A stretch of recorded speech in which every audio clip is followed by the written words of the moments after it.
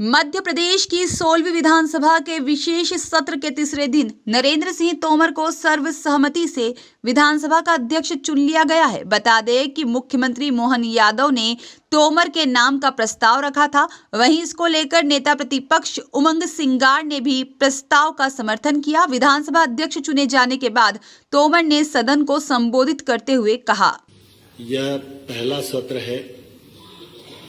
सभी लोग अपने अपने निर्वाचन क्षेत्र से चुनकर आए हैं। मैं आप सबका हृदय से बहुत बहुत स्वागत करता हूं, बहुत बहुत अभिनंदन करता हूं। मुझे बहुत प्रसन्नता है कि जब विधानसभा के अध्यक्ष पद के निर्वाचन का समय आया, उस समय पक्ष और विपक्ष दोनों ने मिलकर सर्वसम्मति से चयन किया। इसके लिए मैं भारतीय जनता पार्टी, कांग्रेस पार्टी और सभी सदस्यों का हृदय से बहुत बहुत आभार प्रकट करता हूं और उन्हें धन्यवाद देना चाहता हूं। अभी 2 दिन लगातार हमारे सदन के वरिष्ठतम सदस्य श्रीमान गोपाल भार्गव जी ने प्रोटेम स्पीकर के रूप में अपने दायित्व का निर्वहन किया। हम सब लोगों को शपथ और प्रतिज्ञान कराया और कार्रवाई का जो सफल संचालन, निर्वाचन प्रक्रिया का संचालन उनके द्वारा किया गया, मैं उनके प्रति भी आभार प्रकट करता हूं और उन्हें बहुत बहुत धन्यवाद देना चाहता हूं। मित्रों, हमारा यह सदन बहुत ही गौरवशाली सदन है। पंडित कुंजीलाल दुबे जी से लेकर गिरीश गौतम जी तक ये एक लंबी यात्रा है और इस लंबी यात्रा में मेरे से पूर्व अध्यक्षों ने अनेक प्रकार के मानदंड स्थापित किए हैं, परंपराएं स्थापित की हैं और अपने अपने कार्यकाल में अपने अपने ढंग से इस सदन का गौरव बढ़े, इस बात का प्रयत्न उनकी ओर से हुआ है। अध्यक्ष के रूप में आप सबकी निश्चित रूप से मुझसे भी इसी प्रकार की अपेक्षा है। मेरी ईमानदार कोशिश होगी कि मैं आपकी अपेक्षा के अनुसार अपने दायित्व का निर्वहन कर सकूं।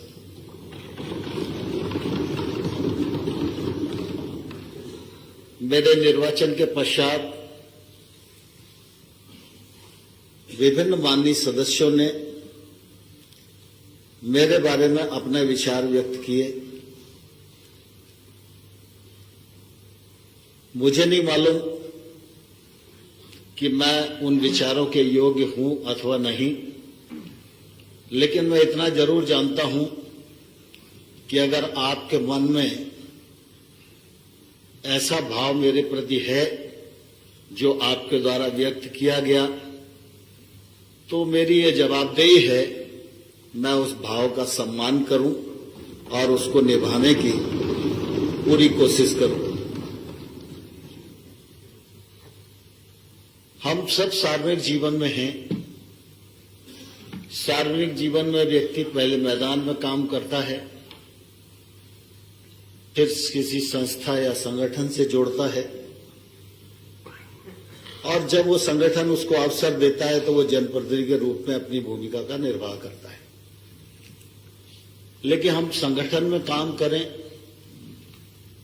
या जनप्रतिनिधि के रूप में काम करें, हम सबका उद्देश्य एक ही होता है जन समस्याओं का निराकरण, राज्य का सर्वांगीण विकास और संतुलित विकास। लोकतंत्र की एक खूबसूरती है कि पक्ष है तो विपक्ष भी है, और पक्ष के बिना विपक्ष अधूरा है और विपक्ष के बिना पक्ष अधूरा है। ये भी हम सब लोग भली प्रकार से जानते हैं। पक्ष और विपक्ष लोकतंत्र के दो पाए हैं। दोनों पाए को मजबूती के हिसाब से कदम से कदम, कंधे से कंधा मिलाकर चलना, इसी में हम सब लक्ष्य तक मिलकर पहुंच सकते हैं। मुझसे यह भी अपेक्षा की गई है कि मैं प्रतिपक्ष के सदस्यों को अधिक समय दूं। सत्ता पक्ष के मेंबर्स ने भी अपेक्षाएं व्यक्त की हैं, लेकिन मैं इतना जरूर आप सबको कहना चाहता हूं, इस आसंदी पर रहते हुए मेरी कोशिश ये रहेगी कि मेरी निगाह और नजर हर सदस्य पर रहे और जो हक उसे मिलना चाहिए उस हक से वो वंचित न हो, यह निश्चित रूप से मेरी कोशिश रहेगी। मुझे प्रसन्नता है इस बार विधानसभा में बहुत सारे नए सदस्य भी चुनकर आए हैं। उन नए सदस्यों को वरिष्ठ सदस्यों का सहकार मिले, उनका आशीर्वाद मिले, उनके सानिध्य में वो सीख सकें, इस बात की भी जिम्मेवारी हम सब वरिष्ठ सदस्यों को मैं समझता हूं लेनी चाहिए। हमारे सदन की कार्यवाही की नियम हैं, प्रक्रिया हैं, परंपराएं हैं, उनसे सदन चलता है। पुराने सदस्य इस बात को भलीभांति जानते हैं। तो नए सदस्यों को भी ये नियम प्रक्रियाओं का ज्ञान हो और वो हमारे साथ सीख सकें और ठीक से अपने दायित्व का निर्वहन कर सकें, यह भी निश्चित रूप से हम सब लोगों की चिंता रहनी चाहिए। राजनीतिक क्षेत्र में जब हम संगठन में काम करें या जनप्रतिनिधि के रूप में काम करें, तो मैं अपने अनुभव से यह जरूर आग्रह करना चाहता हूं कि राजनीतिक क्षेत्र में काम करने वाला व्यक्ति जितना अधिक अध्ययन करेगा उतना अधिक वो सार्थक जीवन व्यतीत कर सकेगा और लोकतंत्र में सार्थक भूमिका का निर्वहन कर सकेगा।